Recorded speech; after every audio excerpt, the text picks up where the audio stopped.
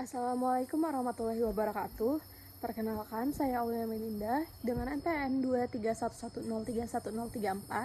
Pada kesempatan kali ini, saya akan mempresentasikan materi dari bab 8 yang berjudul Utang Antar Perusahaan. Utang antar perusahaan adalah transaksi keuangan yang terjadi antara entitas-entitas dalam satu grup perusahaan.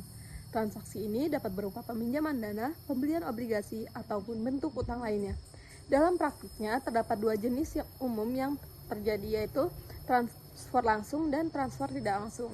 Nah, transfer langsung terjadi ketika satu entitas dalam grup memberikan pinjaman dana ke entitas lainnya tanpa melibatkan pihak luar. Sementara itu, transfer tidak langsung melibatkan pihak eksternal seperti bank atau investor, namun pada akhirnya utang tersebut dialihkan kepada entitas dalam grup. Nah, selanjutnya adalah penjualan obligasi antar afiliasi. Dalam hubungan antar entitas, sering kali terjadi transaksi pembelian obligasi. Namun, penting untuk dicatat bahwa perusahaan tidak dapat membeli obligasi yang diterbitkan sendiri. Jika sebuah entitas membeli obligasi yang diterbitkan oleh afiliasinya, maka transaksi dianggap sebagai transaksi antar perusahaan. Oleh karena itu, dalam laporan keuangan konsolidasi, seluruh beban bunga, pendapatan, serta utang dan piutang bunga dari transaksi tersebut harus dieliminasi agar tidak terjadi pengandaan nilai. Nah, selanjutnya adalah nilai obligasi dan diskonto. Transfer obligasi antara entitas dapat terjadi dengan dua kondisi, yaitu pada nilai nominal dengan diskonto dan dengan diskonto.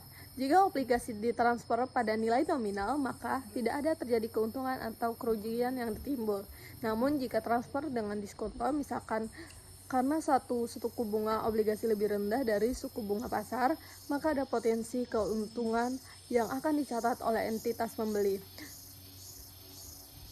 Selanjutnya adalah obligasi afiliasi.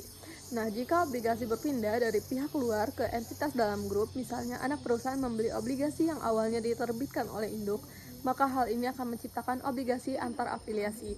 Dalam laporan keuangan konsolidasi, semua transaksi semacam ini juga harus dieliminasi agar laporan tetap mempresentasikan kondisi keuangan secara objektif. Selanjutnya adalah pencatatan berdasarkan nilai buku. Nah, jika obligasi dibeli dengan harga yang sama seperti nilai bukunya, maka tidak akan ada dampak yang signifikan terhadap laporan konsolidasi. Namun, jika dibeli lebih rendah dari nilai harga buku obligasi, maka akan timbul keuntungan bagi entitas pembeli.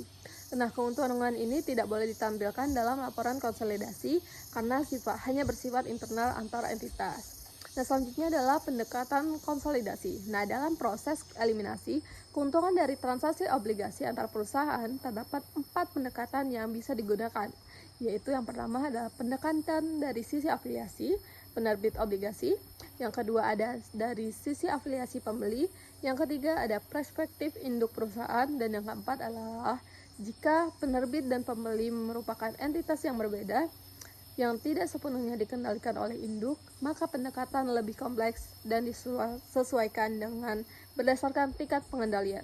Nah, selanjutnya adalah prosedur konsolidasi. Nah, prosedur konsolidasi dilakukan dengan dua metode utama, yaitu metode penuh atau full consolidation dan metode buku atau proporsional. Tujuannya adalah dari seluruh proses ini adalah agar laporan keuangan tidak hanya sah secara hukum, tetapi juga mencerminkan realitas ekonomi yang sesungguhnya dari grup perusahaan tersebut. Nah, sebagai kesimpulan, transaksi antar perusahaan dan pembelian obligasi antara entitas harus dicermati secara hati-hati dalam penyusunan laporan keuangan konsolidasi. Setiap pendapatan, beban, dan saldo yang timbul antara entitas harus dieliminasi agar tidak menyesatkan pengguna laporan. Dengan perlakuan akuntansi yang tepat serta pendekatan konsolidasi yang sesuai, laporan keuangan akan menjadi lebih transparan, akurat, dan mencerminkan kondisi keuangan grup perusahaan secara objektif. Sekian dari saya akhiri. Wassalamualaikum warahmatullahi wabarakatuh.